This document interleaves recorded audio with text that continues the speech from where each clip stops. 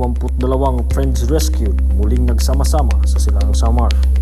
May kabuuang 22 dating aktibong NPA ang muling nagtulong sa reunion at launching ng Project Apoy na pinasimula ng 78th Infantry Warrior Battalion kasama ang 802nd Infantry Perlis Brigade na ginanap sa Rosamar Beach Resort, Barangay Luksoon, Borongan City, Eastern Samar noong Hunyo 10 taong kasalukuyan.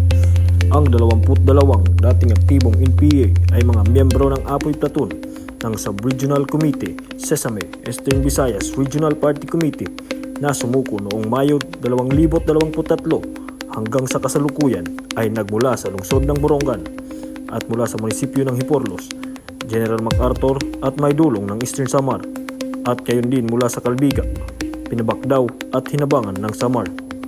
Pinili nilang yakapin ang tunay na gobyerno at iwan ang walang kabuluhang propaganda ng armadong pakikibaga.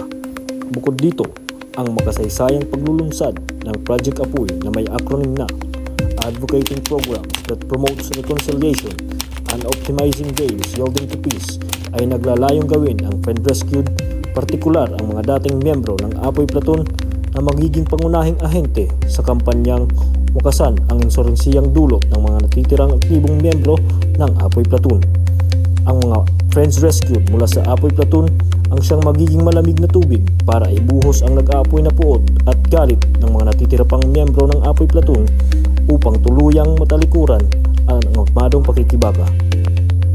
Dagdag pa rito, ang muling pagsasama-sama ng 22 FRs ay kasabay ng pagdiriwang ng karawan ng isa sa kanilang mga kasama na kilala bilang si Isko na naging 62 taong gulang ngayong Hunyo 2024. Sama-sama silang nananawagan sa kanilang mga matatandang kasama na aktibong miyembro pa rin ng Communist Terrorist Group na humihimok sa kanila na bumalik sa gobyerno at samahan sila sa pagpili ng malaya at mapayapang buhay. Ang patuloy na pagsisikap ng iba't ibang ahensya ng gobyerno sa paghahatid ng mga programa at serbisyo sa Friend Rescued ay isang malaking tulong din sa pagkumbinsi sa mga natitirang aktibong NPA na bumalik sa gobyerno. Ang iba't ibang tulong na natanggap ng mga FR at ang iba pang sumukong personalidad ay malinaw na pagpapakita ng NTF-ELCAC alinsunod sa Executive Order No. 70 at iba pang mga inisyatiba na inilaan para sa Friend Rescue. Binigyang diin ng Acting Commanding Officer ng 78th Infantry Warrior Battalion, Lieutenant Colonel Joseph D. Bugawan, ang tagapagtaguyod ng Project Apoy.